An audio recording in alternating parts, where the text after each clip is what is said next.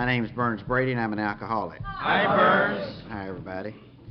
It's good to be here. I think for me, maybe the greatest tribute of the power of this program in somebody's life is when you're asked to speak in your own backyard. A lot of speakers will travel all over the country, and I've been blessed to be able to do that because I do think I carry a good message of what God has given me. And that's kind of like being an evangelist. You know, you go in there and nobody really knows whether what you're telling them is the way you do it or not, you know. And so you just get people come in there and we say these wonderful and great things, and the majority of us really are honest, and we really do what we say. Those of us who get to know a lot of people that do that know that some of them aren't honest, but it really doesn't matter. Somebody clicks into town, or it does to that person who's going to probably get drunk because they can't tell the truth.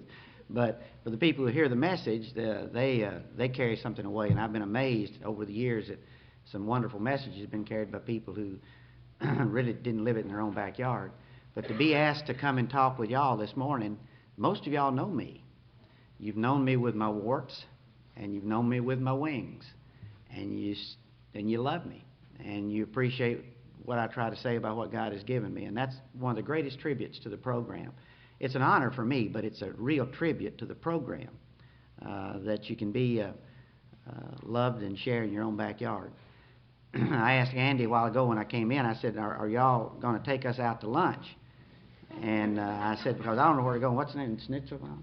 So I said, Andy, you going to take us out to lunch? I said, we don't know where to go. I said, Kathy and Casey and myself. And he said, yeah, do you know the difference in the Schnitzel bomb and McDonald's? And I said, well, no, I really don't. He said, well, McDonald's it is.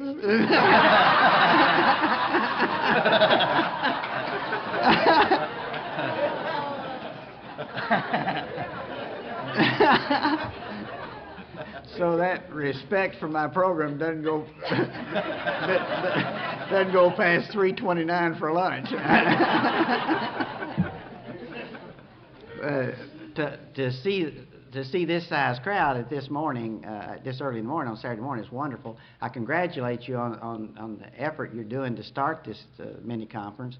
It obviously is well supported and well needed, and I'm just grateful to be, I guess, as I understand it, the first speaker that you've ever had. Is that right? That's amazing. Working on the host committee in Louisville, I know how difficult it is. I know how rewarding it is, but how difficult it is to do some of these things, and I really commend you on it, because over the years you cannot imagine, I'm sure you can, but to just think about it sometime in your prayers, the impact that you'll have on so many lives. Some people will hear the message for the first time here, or hear something they need to hear, and that's really great. As I go through this talk, I need to tell you that I don't consider myself a preacher and a teacher. During this talk, you'll find that I'll do both. It's never intended to be that way, but I don't apologize for it. I used to apologize for it until I realized that in my recovery there have been many preachers and teachers. And I listened to some people who had to say some things very strongly for it to get through the thickness of my skull, or to break through the terrible fear and the terrible loneliness and confusion. So I don't apologize for it. It'll be pretty much around my experience, strength, and hope. In fact, it'll all be around my experience, strength, and hope. And sometimes I never know quite where it's going, because God takes some of it, and some of it I just get wound up and take it myself. So whatever it may be, you know, I promise you, by the time it's over, one of us have a hell of a time. That'll probably be me, but it's always fascinating, because I learn a lot when I'm talking up here. I learn a lot. I really do learn a lot. I think, damn, I never thought of that before, you know. And so I wonder what that means. And somebody's going to say, yeah, you got any sense, you won't ever think about it again either, you know. But we'll see where it goes. I have been, for probably 6 months to maybe a year longer, I have been constantly focused on, and it's interesting, it seems so appropriate this morning, I've been constantly focused on the talk that Bill Wilson gave at an AA meeting on the night that Dr. Bob died. And in this meeting, I don't have any doubt today, for many people, you will feel and hear the flutter of angels' wings. It will be from the loss that you've had, and it will also be from just many of the memories that you will bring into your own conscious awareness of your own recovery and the people you've been blessed to touch and that have touched you. As I listened to that talk that Bill Wilson gave that night that Dr. Bob died, he gave it in New York, and of course Dr. Bob had died in Akron. And he said, as he started, he said, I don't want to be here. He said, but Lois told me I needed to come, and I needed to talk about Dr. Bob's story. And as I listened to this tape, he started by saying, I want to read a telegram. Said Dr. Bob died today. And the telegram was from Smitty, Dr. Bob's son. And some of us have been privileged to be able to sit and talk with Smitty. I sat at a table with him down in Boca Raton at a conference, and I wanted to pick his brain. I said, tell me what it was like. You know, tell me what it was like. I mean, I can read what's in the books, and that's what I'll follow, but tell me the things that aren't in the books. And he started telling me things that would go on in their home.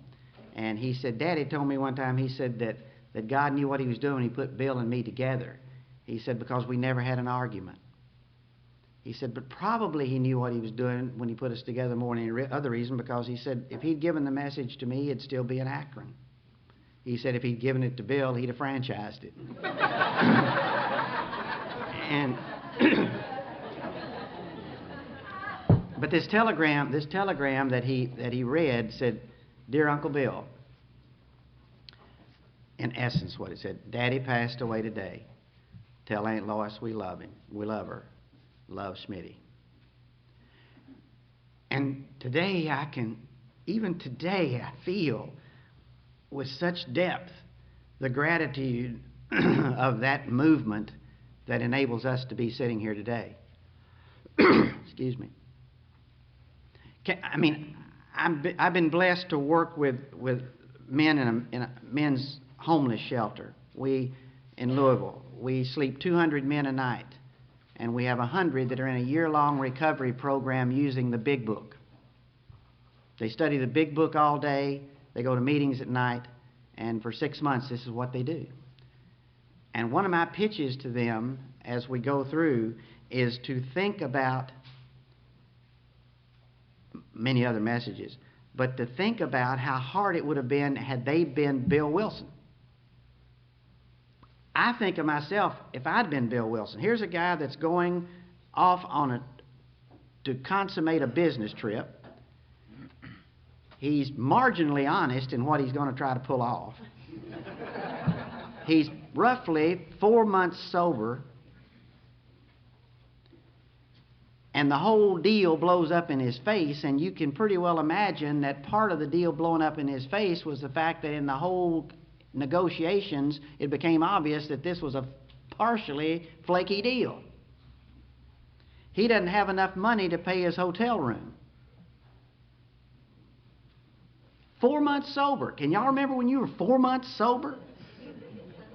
I can remember when I was 4 months sober because I didn't know how many fingers to hold up, you know?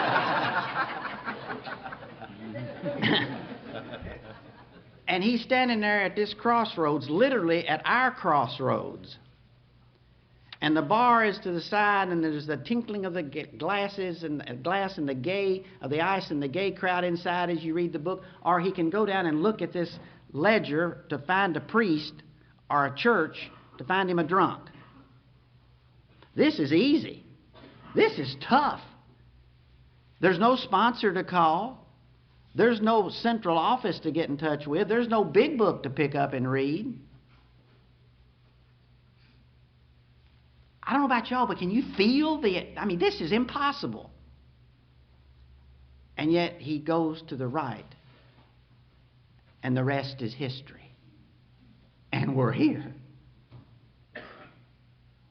And when I hear that and feel that and talk about that story, the depth of gratitude in me just soars. As the years have gone along, what I've become increasingly aware of, in addition to that gratitude, is the deep sense of responsibility. The deep sense of responsibility to make sure that that effort will never, ever be in vain. You know, we talk about the fact of how long will AA be here. It'll be here as long as God wants it to be. And I've watched people say, it'll be God's will. I have not had God take me to the barber shop and get me one single haircut. I've had Him have someone next to me say, if you don't get your damn haircut, I'm going to kick your ass,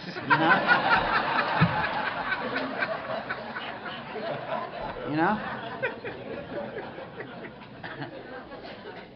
And I never knew God could be so ugly or talk so direct, you know?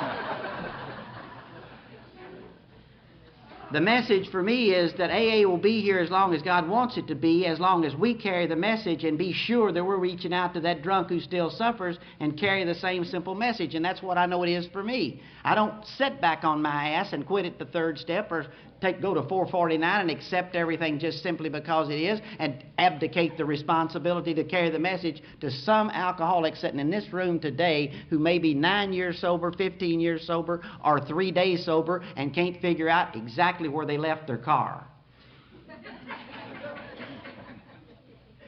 And I don't have any doubt about my responsibility being to take care of my sobriety, and part of that is to be sure you get the message of what Alcoholics Anonymous is. Not just by what Burns Brady says it is, but by my experience and what I've come to know. I was sitting in a meeting not too long ago, and there was a fellow in the meeting, and he'd been sober about 10 years, and somebody said, I've got this terrible thing. I hate somebody. And somebody said, yeah, that's a resentment. I said, well, how do you deal with a resentment? And this guy said, well, I have an oak tree out in my backyard, and when I have a resentment, I go out and run around that oak tree, and I run around that oak tree, and I run around. Pretty soon I get so damn tired I just fall down. And the resentment is better, and I go inside and lay down and go to sleep, and I feel fine.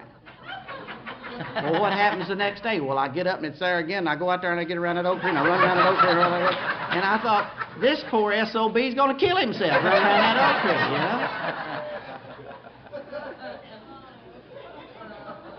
know? Wasn't too long after that, I was in a meeting, and somebody said, had me talking about resentments, and somebody said, well, how do you deal with resentments?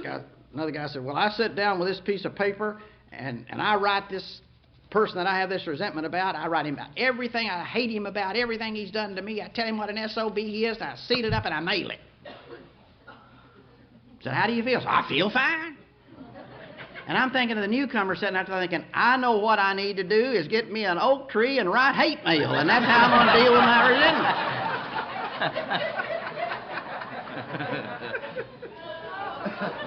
You know, here's this newcomer, blah, blah, blah, blah, you know, walking out the door. Can't you just see it?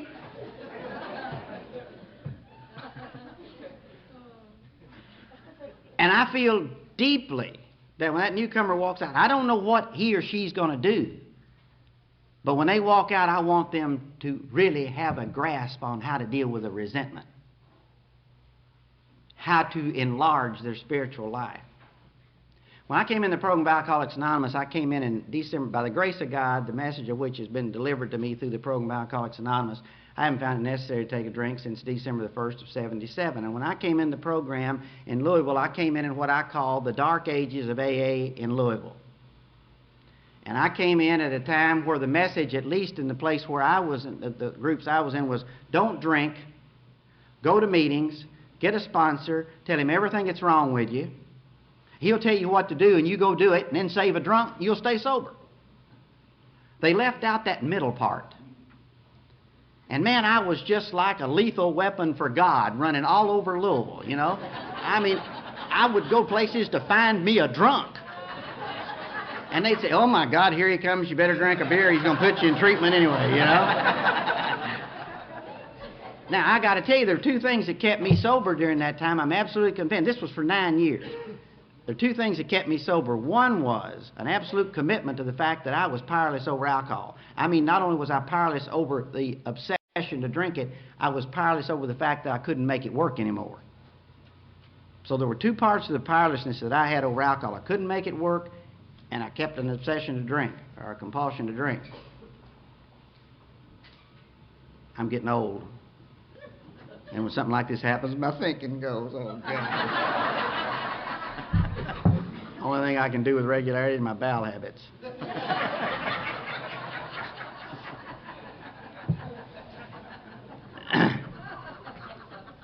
So this was I was powerless over alcohol and working with newcomers. Those are the two things that enabled me literally during that time to stay sober.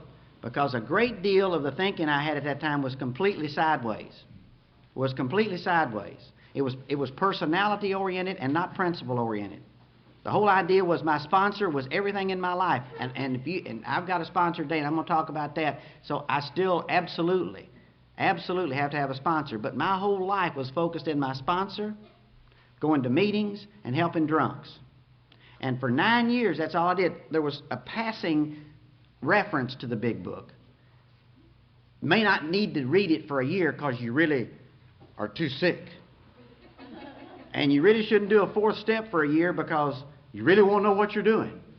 And so you can imagine after 9 years, a lot of these people that I was going out and saving weren't around me anymore. They were going other places, because I'm goofier than a goat. And driven to my knees by a series of circumstances, I became a student of the Big Book of Alcoholics Anonymous. I read it, I did it, and my life changed. I lived the first 9 years of my recovery on 3 and a third step program. The first 3 steps and the third of the 12th step. The last 9 years of my life, I've lived a 12-step program. And the difference is daylight and dark. Daylight and dark. That's my experience. That was the program the way it was given to us. That was eventually the program that came to me to maintain and promote my sanity.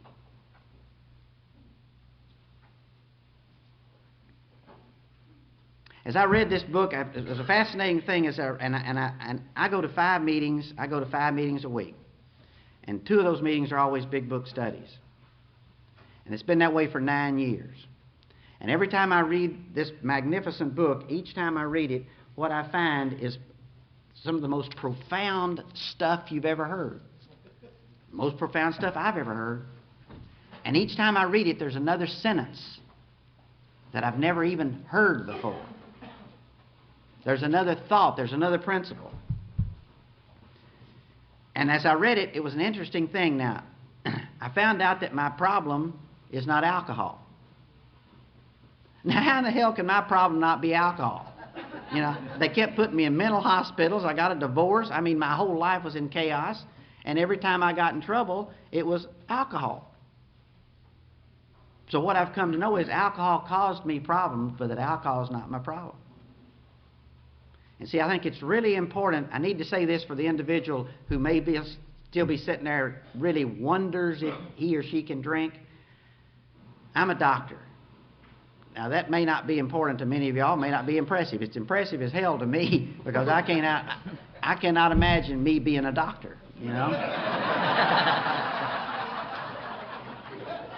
are a lot of other people can't imagine me being a doctor. Some of them were my patients. But they stayed. It was their problem, wasn't it? But I'm a doctor, and as a doctor in recovery, God gave me the jump on being able to study a disease. And I've spent the last 15 years of my recovery taking care of my recovery by working the principles of AA, but I've also begun to study the whole disease of alcoholism. There aren't a handful of people in the country that know more about this disease. It's no more than what Silkworth said, but I can write a whole bunch of formulas up there, and they are really impressive. And I use them to teach doctors how to treat us. And every now and then there will be seminars that people will want to hear on this, and I want them to be real sure that they understand that the disease was what Wilson came to know that he had.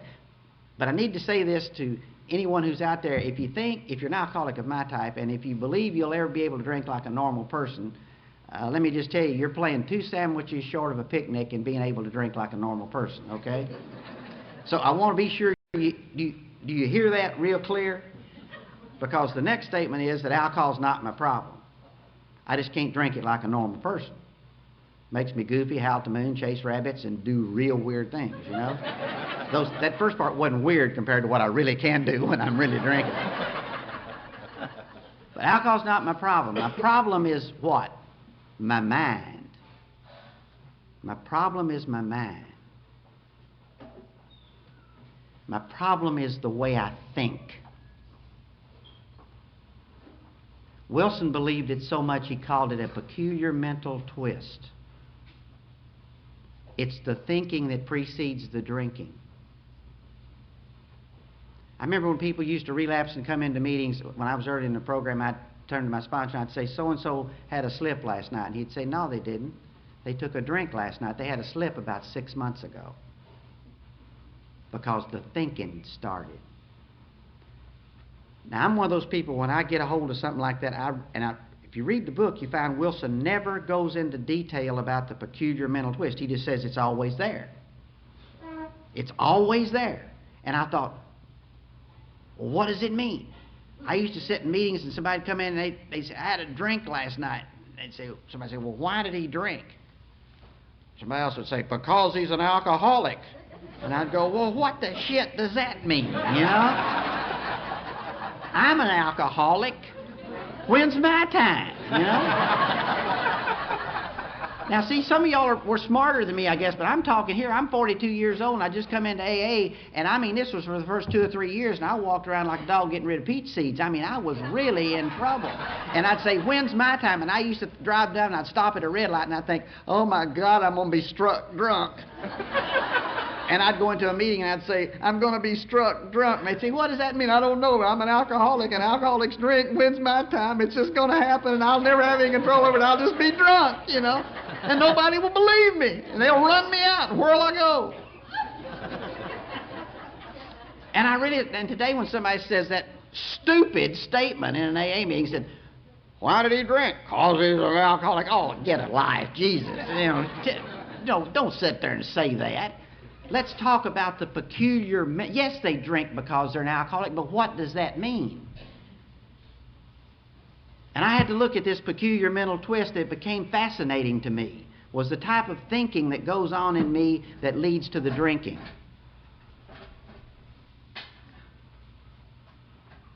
And I'm going to talk about the peculiar mental twist in Burns-Brady. Because those of you, and many of you, are alcoholics of my type, you need to hear this. You don't have to, but you need to, okay?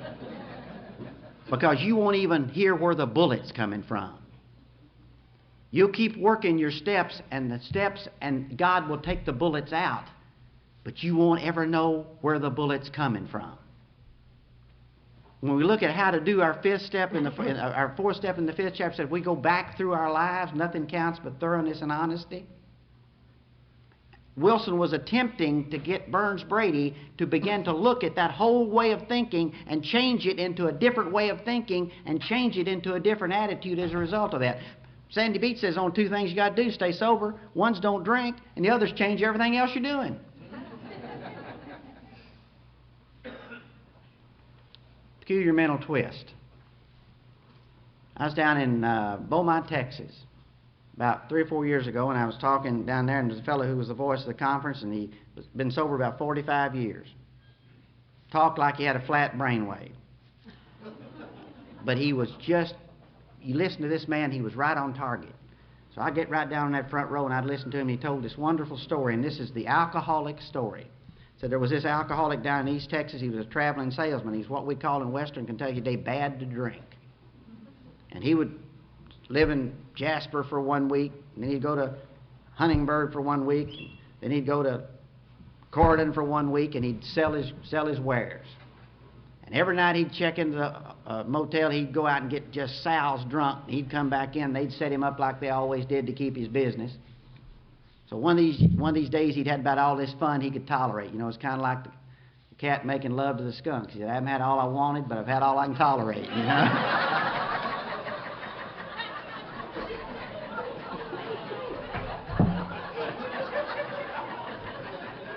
Well, he'd reached that point with his drinking. I hadn't told that story in a long time. I still think that's funny. I have no idea where that came from. I swear to God I don't. But I told you I have fun. Y'all may not, but I just have lots of fun. I get up here. Jim said give him a spotlight and he'll dance, you know. And he's probably right. But he went out, so he went home and he went into a 28-day treatment program or went to something or went to AA. He quit drinking. He came back and he started his circuit again. Now, these people didn't know that he quit drinking. So he checked into the motel and he went out that night to go to an AA meeting, and they set him up like they normally do, and he comes back in, he opens the door and switches on the light, and here beside the bed's this big bucket of ice and a fifth of whiskey, and on the foot of the bed sat these two beautiful women. He says, he looks at the scene for a minute, and he says, well, he said, I've gone to AA and asked them what I had to do to stay sober and be happy. He said, they told me I had to quit drinking and change everything I'm doing. So I can't drink that whiskey. And one of you girls is going to have to leave.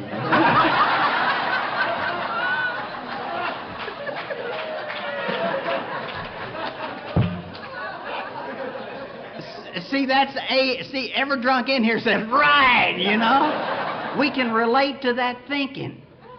It's always that kind of thinking for Burnsbury. It's always that kind of thinking.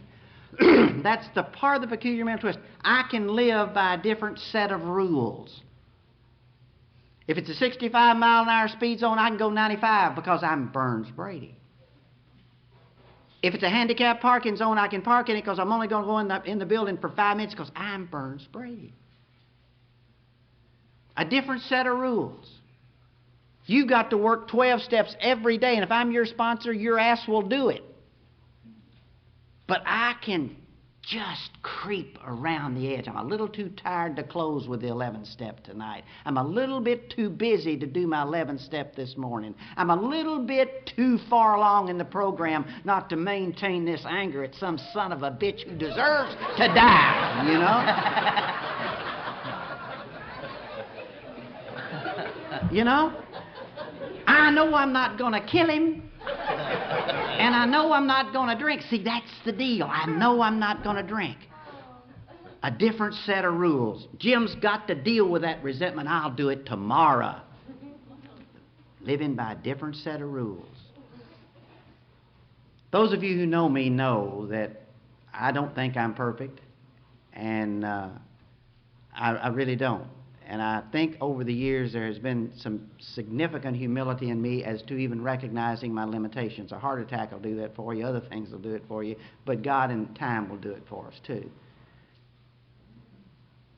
And you know that my whole life is dedicated to my sobriety and helping the drunk who still suffers. And I say that because about 4 months ago I was in the bed, and Casey, I was depressed, significantly depressed. And I really do love Bill Wilson tremendously because he had these, I relate to these cyclical depressions. And interestingly enough, a lot of Bill Wilson's cyclical depressions were almost directly attributable to when he didn't work the program. When he didn't work the program. Now, some of it may have been a chemical abnormality. I'm absolutely sure if Bill Wilson were alive today, he'd be on Prozac. But I'm equally sure that if Jesus were alive today, he'd be on Prozac. And I'm not against Prozac, you understand. But I think if they'd have done the workup on Bill Wilson and on Jesus, they probably wouldn't have given either one of them Prozac. But I think what they would have done was discharged them from the treatment center and given them Prozac on the way out the door because they were depressed, right? Hell, 100% of alcoholics who come into AA are depressed. 92% will clear within a year without any medication, and it takes someone like me or with my training to know who does and who doesn't need it, and there's some people who do, some people who don't, but I can damn well tell you most people don't, but there needs to be someone working on that to be sure that the right people get it. But I was depressed, and Casey came up and sat down beside the bed, and when I get like that, I get a bunker mentality. I pull it in just like that, and don't anybody touch me. Now, I used to do that because I was afraid that they would criticize me. Today, I do it because I know I will hurt somebody. Not with my fist, but with my mouth. And I pull it in like that, and it takes about at least a day for me to even say, God, please hold me and let me come back. And nobody accesses me then because those who love and respect me don't get around him. He's nuts. And Casey came over and sat beside the bed and looked at me this Saturday morning. She said, "Burns, I love you so much. I need to tell you the truth." And I said, "What is that?" She said, "You've gotten bigger than the program." And I sat there for a minute and I looked at her and I said, "I don't understand." She said, "You haven't called your sponsor in 6 months."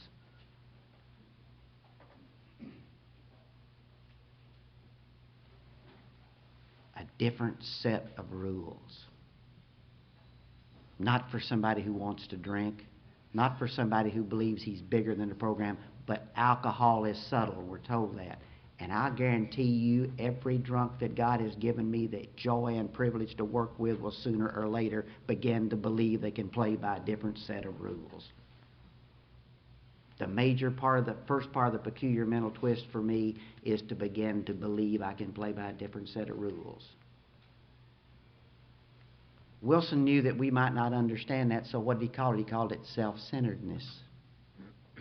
The psychiatrists call it narcissism. And hell, they're as right as we are. But the fact is, the solution is, hell, you can call it an oak tree. I don't give a shit what you call it. The fact is, it exists. It exists. And it exists flagrantly for me. And I got another sponsor because I had to sit down and pray and realize that one of the reasons I wasn't talking to my sponsor as much is because it was time for me to get another sponsor. Nothing wrong with my sponsor. It was just time for me to get another one, and I got another one, and I meet with him now at least once a week, and we sit and talk, and we've done that for about the last 3 to 4 months, and I got to tell you, there's a greater peace in me than I've had in some time. The second part of the peculiar mental twist is what I call the victimization. Andy, I wouldn't be this way if it weren't what you were doing to me. You don't understand. If you were treated this way, you would feel this way. If you had been molested as a child, you would be this way too, and you would have to drink to deal with that pain. The whole structure of the peculiar, with just enough truth in it for me to buy it. It's not a lie. It's not even a delusion. It's taking the truth and bending it so that I can get exactly what I want. And for every alcoholic, this alcoholic, I will tell you without even thinking about a drink, my journey is to get back to take a drink. Now see, those people out there who aren't part of us say, "Man, that's a wrong supposition." I can tell you, I've sat back and watched what I call the devil incarnate, or evil, or alcoholism, as it twists an individual's mind, and watch it and just absolutely marvel at it. In 25 years of practice in family medicine, I never saw one disease that even remotely approximated alcoholism. The one that's closest is AIDS, because it takes all the dignity and destroys everybody around them. But even it pales in comparison to alcoholism. The victimization, the structure of believing it's all their fault. Now, Wilson knew that we wouldn't understand victimization, so what did he call it? Resentment. Resentment. I have no problem with the adult child movement. I really know that adult children exist. What saddens me is to see it used as an excuse to continue the sickness.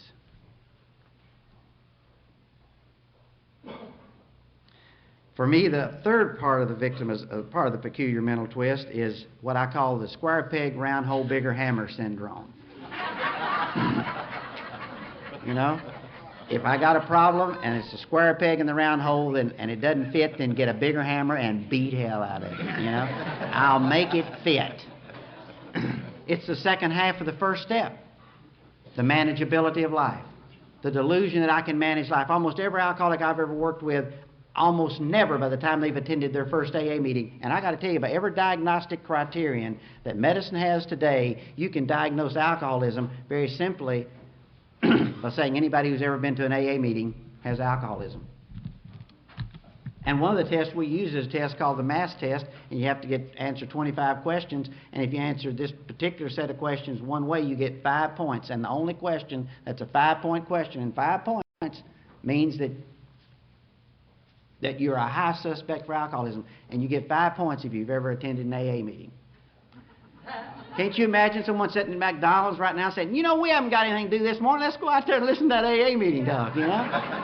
Hey, I hear they get in there and really have fun. I can't wait to go hear about somebody puking and slobbering and shooting himself in the foot and screwing up his goats, you know? Hey, that's better than golf any day. Let's go do it. Right?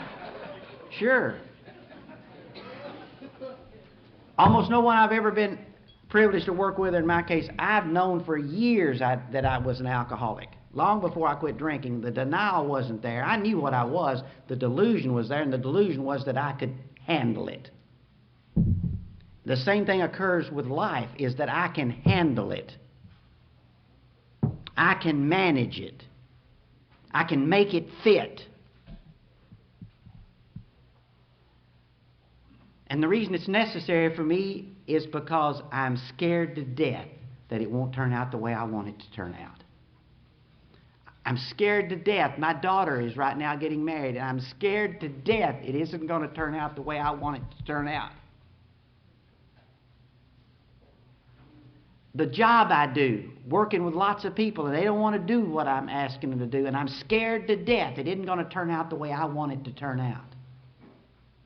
And it took years in this program of attending meeting after meeting after meeting and studying this book and listening to sponsors to finally make that transition into who's in charge.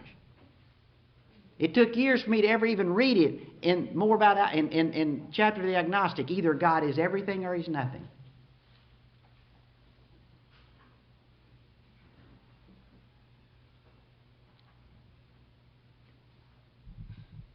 The foundation for that is fear. Peculiar mental twist is based on self-centeredness, resentment, and fear. We all have read it, haven't we?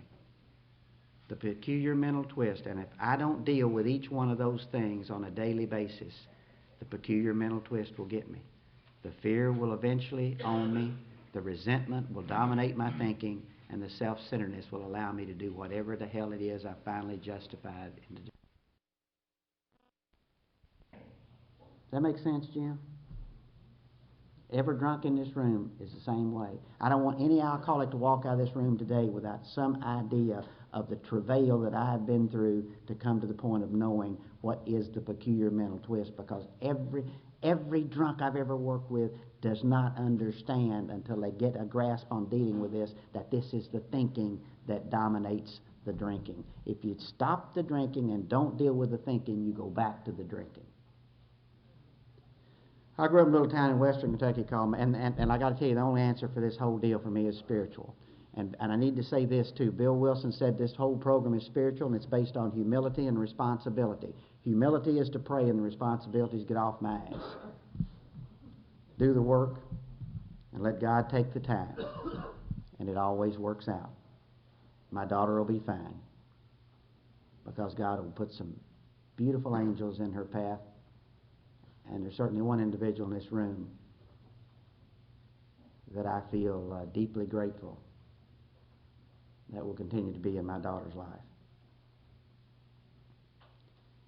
And he knows who he is. What an angel. I grew up in a little town in western Kentucky called Mayfield. I grew up in a home where there was no alcohol, no drugs. My grandfather died drinking lye water in the Mayfield City Jail. He was the town drunk. My mother was molested physically, emotionally, and sexually in that home. And again, I say, if people don't believe in the adult child syndrome, all you got to do is read the family afterward. And it said if you're raised around one of us or around one of us, you get goofy. Actually, it says you get neurotic. Mother was neurotic. Mother was goofy. She was wonderful. My mother, I think of her every day. I love my mother deeply and will always love her. Loved her then, loved her today. But Mama was goofy because she never had a chance to deal with all that rage and that shame and that guilt. The way they treated alcoholism in Mayfield in the middle 30s, when my grandfather would get drunk, they'd put him in jail. When he'd sober up, they'd put him in a chain gang sweeping the Mayfield City streets. My mother used to walk past her daddy at least once a week sweeping the Mayfield City streets. That thinking dominated our home, and we never saw alcohol and drugs in our home. I found out rather quickly that if I was perfect, Mama would talk to me. If I wasn't perfect, she wouldn't. So I became Jack Armstrong, the all-American boy. And I mean, I really was. I was a good kid. I mean, I was really a good kid. I remember laying in the bed when I was a senior in high school getting ready to go to college, and I said, "Dear God, if I ever have a son, I want him to be just like me." And if you'd have been there, you'd said, "I agree with that."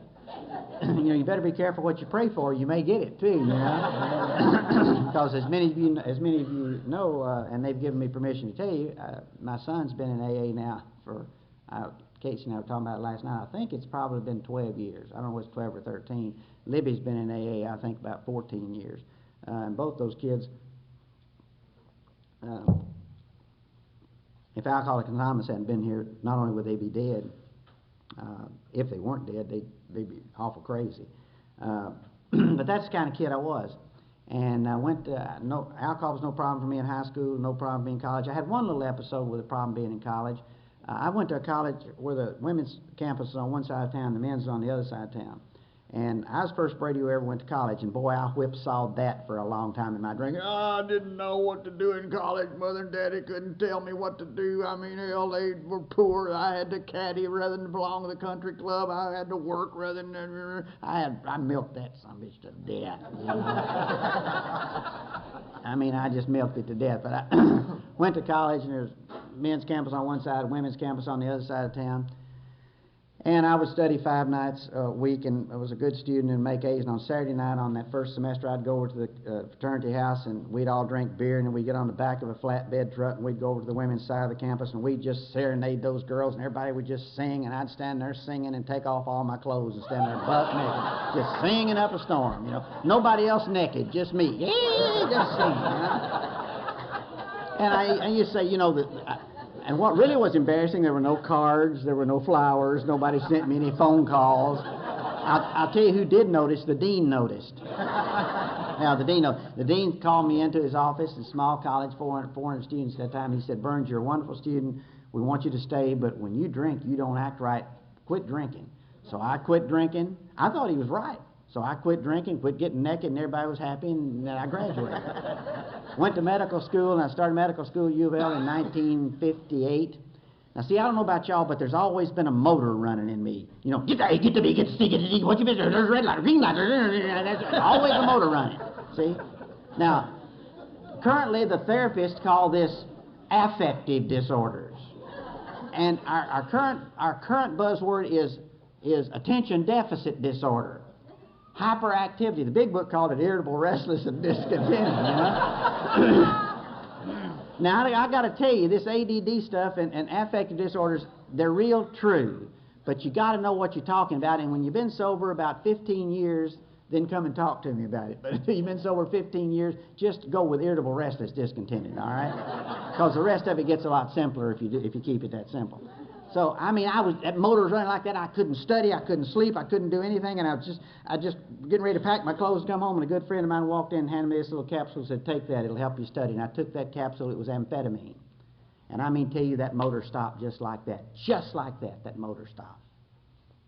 I mean, I found 4 things. I thought I'd found the answer to living. I found 4 things that'll stop my motor, and they'll stop it every time. 1 is amphetamine. 2 is alcohol. 3 is sex. And the 4th is Alcoholics Anonymous. AA works better. It just takes a little longer, And I got put in jail for every one of those things except Alcoholics Anonymous. $50. I didn't know it was a policewoman. I thought it was a good deal,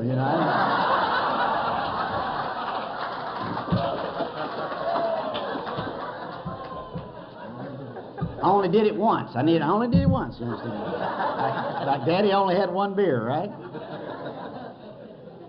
Amphetamine owned me. 2 weeks before my graduation in 1962, I was kicked out of medical school. In amphetamine rage, I hit one of my medicine professors, and they thought that was inappropriate behavior, and so did I.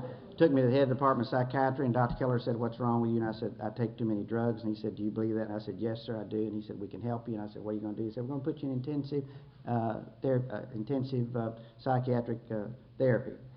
And they did. Now, what he told me was, he said, if you can figure out why you take that drug, you can quit.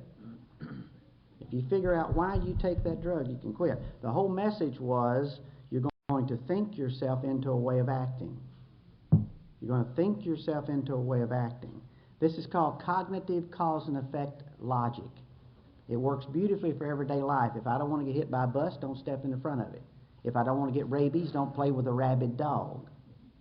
You know, and it works beautifully for living. It sucks in treating chemical dependency. It doesn't work.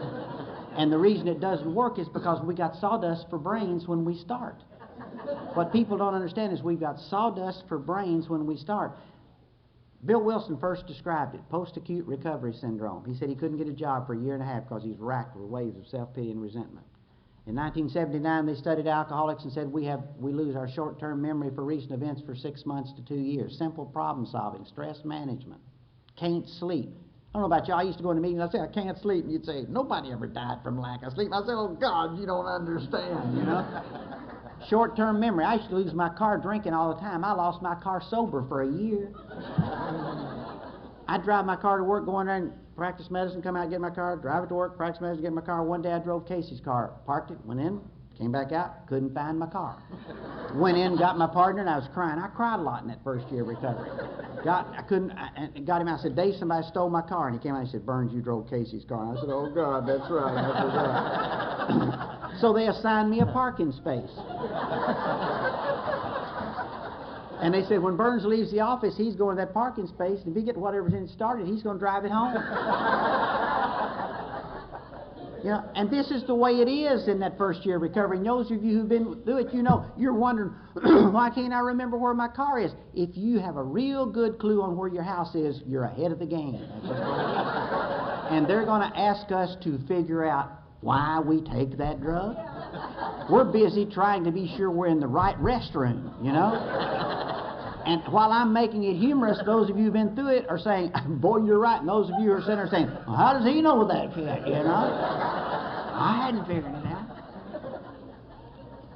So, man, I worked my little butt off for a year and a half, and they let me back in medical school. I didn't take any amphetamine. Alcohol wasn't a problem at that time. And I walked back into medical school, and they said, how do you feel? And I said, I'm scared. Why are you scared? Because they'll be watching you. Why will they be watching you? Because I whipped one of them. Well, that's a reasonable thing for them to do. That's a reasonable feeling for you to have. Now, you can own the feeling. The feeling won't have to own you. And I thought, God, I've got it now. And I walked in there, and within 15 minutes, I was strung out on amphetamine again. And just sit and cried because I didn't know why. You know why? I had huge knowledge. I had tremendous insights into my feelings. What was missing? It's what you brought me, a spiritual solution. I didn't know to call a sponsor. No one told me to get one. I didn't go to AA meetings. Nobody told me to go. I had this knowledge, and I knew my feelings. And when I got to AA, honest to God, it helped me. Because I could then know when I was feeling fear what it was about. When I was feeling resentment, I'd know what it was about. But you brought me the solution. Until I had the solution, all I had was a lot of information. And no way to hang on and be loved and to love. Didn't know that was the name of the game. Got back into medical school. My classmates enabled me for the year. If I got too hot, they'd send me home. My wife, I was married and had one small child, and she'd call the school and tell them I had the flu. Hell, I had the flu 22 times that year, I think, something like that. Graduated in 64. Between 64 and 67, I was in Our Lady of Peace 4 times, strapped down, IV fluid, straight jackets, padded cells. Went in the Army and almost got put in Leavenworth. They put me in charge of the dispensary, had the only key to the pharmacy. Post commander came down after 1 year and said, Burns, you taking the amphetamine? I said, yes, sir. And he said, if you don't quit, we'll put you in Leavenworth. So I quit. Hell, once he explained it to me, I didn't have any problem with it. But the deal was I could still quit. See, and that's real important. I could still quit. I still had a choice to quit. I chose not to quit, but I could still quit when the pressure was that tough. Came home, got back on amphetamine, had my gallbladder taken out in Methodist Hospital in Louisville. Surgeon, internist, 2 members of the Board of Licensure came down, sat beside my bed, and we held hands and we prayed. And they said, Burns, please get off the amphetamine. You're a good man and a good doctor, and it's killing you. So I quit. I'm sure the prayer had something to do with it. But I'll tell you the main thing what had to do with it was I just tired of the consequences. But you see, I still didn't even remotely consider I was powerless. I was just tired of the consequences. And that's real important. because with alcohol that wasn't true. Never even gave it a shot to see if I was powerless because I started drinking. My last amphetamine was in 1969 sometime. Started drinking. First 4 years was not alcoholic. I didn't get drunk that often. I didn't set out to get drunk. I didn't set out to stay sober. It just wasn't an obsession. My first wife would tell you that the chaos was there, but I didn't think about it much. The next 3 years was alcoholic, every minute of every day. When's my next drink? I knew I was walking out of that office at 4 o'clock and I'd have my first drink at 4:15. If you were in the examining room, I walked out and my partner had to see you because I was going out and I was getting that first drink at 4:15. Walk across to the 7-Eleven, get me a quart of beer, put it between my legs, drive the outer loop to Louisville, to the east end of Louisville, which is about 25 miles. And by the time I got home, I drunk a quart of beer and I sat down with my scotch and water and I was ready for some serious drinking. And some serious, what I call fast feet movement. You know, where are you going, feet? You know how y'all do when you get drinking high idea? Then the last year of my drinking, I drank addictively. I drank a quart of whiskey a night. And don't you ever, and I need you to hear this, don't you ever, ever confuse alcoholism and addiction. They're different. They're entirely different. I've never seen a person addicted to alcohol who didn't have alcoholism, but I've seen a lot of people with alcoholism who have never yet become addicted to the drug in the true physiological sense or in the medical diagnostic sense. But the last year my drinking was addictive, and I drank a quart of whiskey a night and told myself I wasn't an alcoholic because I never drank in my office. About this time I ran into Casey. I'd been running. My wife had kicked me out. I managed to piss her off enough. She got rid of me. You know how we're great at just irritating people. They kick us out, and as we walk out, well, what do you expect? You threw me out, you know. So found Casey, and Casey was special, and I tried to quit drinking and couldn't quit drinking. She'd gone off to work, and I knew if I didn't stop drinking, I'd lose her. She'd gone off to work, and I was sitting there, and I tried everything. I said, God, you got to help me. I couldn't stand the lying. I couldn't stand the cheating. I couldn't stand the values I was stepping on. I couldn't stand the look in my mom and dad's eyes, my children's eyes, and I couldn't stand it. If you haven't been there yet, keep drinking. You'll get there. If you don't want to get there, then do what we ask you to do. I asked God to help me. And I knew what I had to do. The peace was measurable, and I walked in the bedroom, put a shotgun in my mouth, I was ready to pull the trigger. At that moment of total self-absorption, I did not pull the trigger because I did not want my children to know their daddy died that way, and I didn't want Casey to find me that way. I wasn't scared of dying. I was terrified of living. Dropped to the floor, crawled to the phone, called a good friend of mine who was a psychiatrist, went over to see him. He sent me off to treatment. I went down to Atlanta. I was there for 3 months. I came back home, got an AA. When I walked into y'all, I said, what have I got to do? And you said, anything we tell you to do, you're going to act yourself into a way of thinking. You hear it? You're going to act yourself into a way of thinking. Don't drink and go to meetings. Get a sponsor. If you get a chance, read the big book. That's what I was told, as I've already shared with you. But I went to meetings, and I found out it's a perfect program composed of an awful lot of goofy people.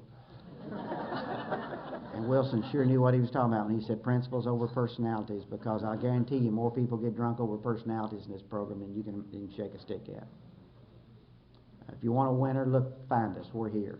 You're looking at one. I can point out a number in this room. Don't ask us to walk on water because we don't know where the stumps are. But you hold our hand and we'll and go with us. We need you and you need us. We can't live without you, but you haven't got much of a shot without us. And if you find those winners, you got a real good shot. Found a lot of things about meetings. Found out a lot of things about not drinking. If you don't get drunk, don't drink. Those who don't go to meetings don't hear what happens to them that don't go to meetings. There will come a day we'll be unable to bring it to our conscious memory with sufficient force the humiliation of a week or a month ago, and every time I walk into an AA meeting, I'm reminded of what I am, because we'll forget. It's called God-directed selective thinking, and I'm very grateful for that. But I'm also very grateful He gave me AA where I can be reminded every time I walk in a meeting of what I am. Because if I don't remember that I'm a drunk, then I'll lose Burns Brady in a heartbeat. That's just the way it is, with a peculiar mental twist, the whole deal. First year was goofy as hell. The second year got better, and by the fifth year I was little Mr. Perfect AA. You know, get up on time, eat your breakfast, do your meditation, get to the office, call your sponsor, get to the meetings, greet the newcomer, set up the ashtray, set up the coffee, you know, the whole deal. You've seen it. Little Mr. Perfect AA. I was so dry at that time you could have set me on fire with a fart.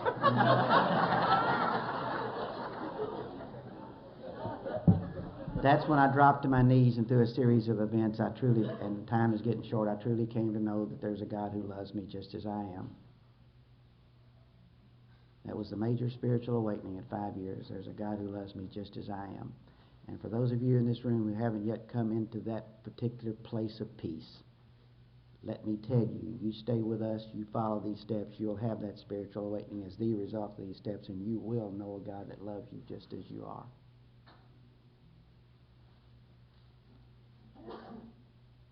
The next 3 years, I was directed toward reaching a point where I could love for fun and for free as God loved me for fun and for free.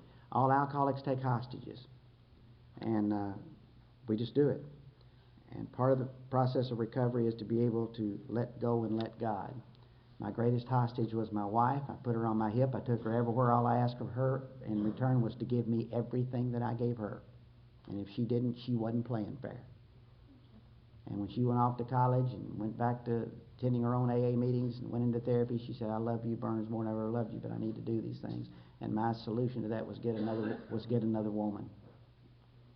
And I remember going to my sponsor. I said, "I don't have to put up with this crap, Jack. I'll just go get me another woman." He said, "You can get another woman if you want to, but if you don't change your attitude, you'll run her off too." And I just sat and cried because I didn't know why. When the student's ready, the teacher will arrive, and a little pigeon of mine with 7 months of sobriety brought me 8 tapes, said, "Listen to them. They were Joe, and see if they're any good so that you can tell me if I should listen to them." And I listened to Joe and Charlie's tapes of the 12 steps of the big book of AA. And as I listened to it, I cried all the way through because that was the program I didn't have. Had copies made, a bunch of us formed big book studies, and we studied it, and we carried the message, and we grew, and my life changed. Casey and I went into therapy approximately 2 years ago because I had caused some severe damage in our marriage through my attitude at that time. What we carried into that therapy was 2 beautiful 12-step programs, her program and my program. What I found is the reason there are so many divorces in AA is he has his program, she has her program, and they don't work on their marriage. And the first time I heard this was down in Albany, Georgia, when a woman was with approximately 12 years of recovery in Al-Anon said when her husband got into AA, she went into Al-Anon, they became Mr. and Ms. Al-Anon in AA, and they had people in their house, and they did all this, and they were wonderfully recovering together, and finally at 15 years, or 12 years, they just got a divorce because they lost their marriage. They didn't communicate. They loved each other, but they didn't have a marriage, and they just left. And that's what was happening to our marriage. That's what was happening to our marriage. So we went into therapy with 2 beautiful programs to keep our attitude straight, to develop the communication, and to work this program together. And our marriage is stronger and healthier than it's ever been. Even when we first started, it's stronger and healthier today than it's ever been. I'll tell you 2 stories, and today I really do know that God is everything or He's nothing. And I really am at peace. I really am at peace. My daughter came in this program 14 years ago and my son came in 12 years ago, and both of them say the reason they came into AA is because of their daddy, because they knew there was a better way to live. My brother is a lawyer in a little town in central Kentucky. Approximately a year ago, he was coming in one night, and somebody stepped out of the bushes and shot him. He's been in AA 12 years. Shot my brother. He is paralyzed from the waist down, and he's lost the use of his right arm, and that's permanent. I watched this man deal with this issue with the strength and grace of the dignity that God gave him in the 12 steps of AA. The last story is my mother, who died in 78. My mother and I were very, very close. I had 8 months of sobriety, went down and talked to my mother many times with Casey with me, and it was a beautiful death. A beautiful death. With no baggage. Mama was ready to go, and we were clean. I tried to tell my daddy about my amends, and Daddy wouldn't listen to me. Daddy was the kind of man that was always there for me. No matter what happened to me, Daddy was there, but he never would say, I love you, and he never would say anything. He would just be there. But I wanted desperately for Daddy to tell me it was okay. And I worked with thousands, literally thousands of male alcoholics. And every male alcoholic I've ever worked with wants some significant male to hold him and say it's okay. There will be a day when it isn't necessary, but it will always feel great. And I wanted Daddy to hold me and say it's okay. And Daddy wouldn't listen. I know today why he wouldn't. He never raised his voice. He said, I don't want to talk about it. Daddy married about a year after Mother died to a wonderful lady, and about 2 years after that, Daddy started to lose his mind. Senile dementia.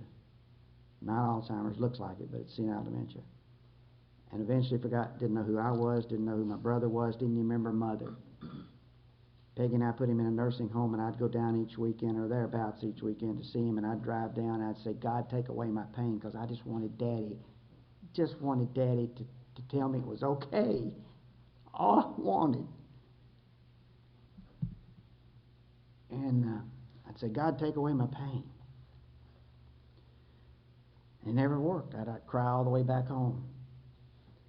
Finally, one Sunday I drove in, parked the car, and I sat in that car and I said, God, let me be for my daddy what you want me to be. I walked in. I didn't call him Daddy. That confused him. I called him Hal. He was sitting in a wheelchair, and I said, Hal, can I help you? And he said, yeah, Buster. He thought I was his brother, my Uncle Buster. I said, Buster, would you shave me? And I shaved Daddy. And when I finished, I said, Hal, would you like some lunch? And he said, I believe I would, Buster. And I rolled him out in the kitchen and fed him because he was too weak to feed himself. Peggy came in and sat down, and she and I got to talking. And Mother and I used to do this all the time, and Daddy would just sit and watch us. He just loved to watch Mother and me talk. That meant so much to Daddy. And Peggy and I were sitting there talking, and Daddy was watching. I turned around and I said, Hal, would you like to go out on the porch? And he said, yeah, I believe I would. And I rolled him out on the porch, and Peggy and I got to talking again.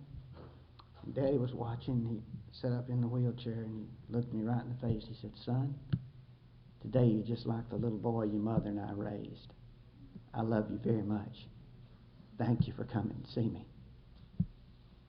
The miracle of Alcoholics Anonymous is not that my daddy recognized me. It's that this self-centered alcoholic, through the grace of God and the effort of working this program, was able to sit in that car and say, let me be for my daddy what you want me to be. That's AA.